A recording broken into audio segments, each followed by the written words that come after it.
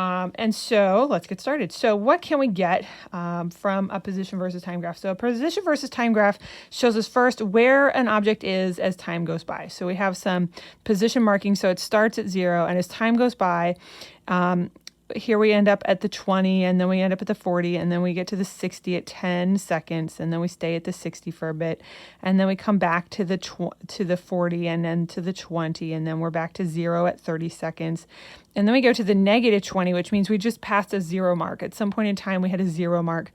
And then we get to a negative 40, and then we go back toward the 0 at, let's see, what would this be, 55 seconds, okay? So we have, as time goes by, we're just moving along this number line that we have that we're watching, okay? So what else can we get from a position versus time graph? Well, there's loads of information we can get here. The first thing that we can get, or the next thing that we can get, the next important thing, the only other thing that we're going to really get is velocity, which we've talked a little bit about.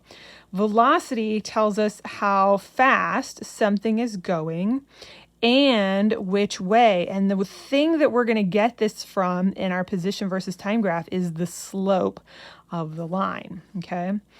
And what we're going to use to think about that is my favorite tool. I have a whole bunch of them right here, and these are called our slopometers, okay? So here's a purple one, and I have a green one, and this is a black one. This one is a black one. It's the same thing, but it writes in a different color, and this one's another one, and here's another. This one's actually the same as that one, but it's got a longer eraser, and then here's another one. These are all a variety of slopometers. You can use any one that you might have that resembles one of these. They all work just the same, and you may have something else that works just like one of these slopometers that looks very different, and that's totally okay. You may even have your very own slopometer that you invent from something else. And if you're thinking I'm crazy, it's because I am. It's okay. A slopometer is really just something that helps you see what's happening to the slope, okay? And let me show you how you use it. You take your slopometer. I'm going to use this one as an example. This is my slopometer today.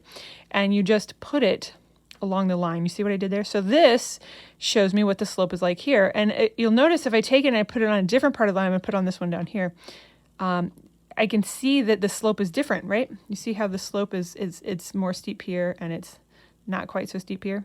And then if I take it here, I can see that it's a different slope. And if I put it on this part, it's a different slope. See, it's going down this time, and over here it's going up.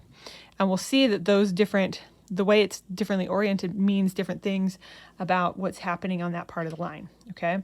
So let's talk about that next.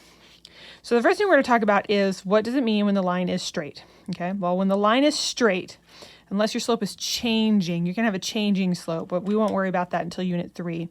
When this line is straight, that means that the slope is constant, the slope is not changing, and that means that our velocity is also not changing, okay? So a constant slope not changing means the constant velocity. It's not changing. That means that the speed is not changing. So how fast it's going isn't changing, and which way it's going isn't changing. I'm going to make a little note of that here. So constant velocity means how fast and which way, that little symbol I wrote there that means and, isn't changing. Okay, that's what that means. Okay, so, and then the next thing we need to know about these straight lines is that, and this might make sense, the steeper the line is, the faster it is, okay?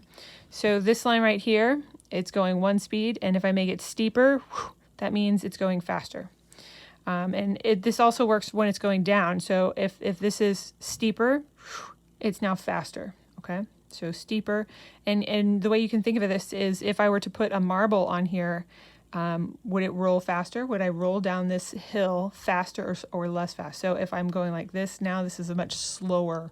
This represents something going much slower, because if I were to roll down this, I wouldn't roll nearly as fast as if I went like this. Okay, so steeper equals faster, less steep equals slower. Okay, so that's for straight lines. And we're only going to be dealing with straight lines in Unit 2. Okay,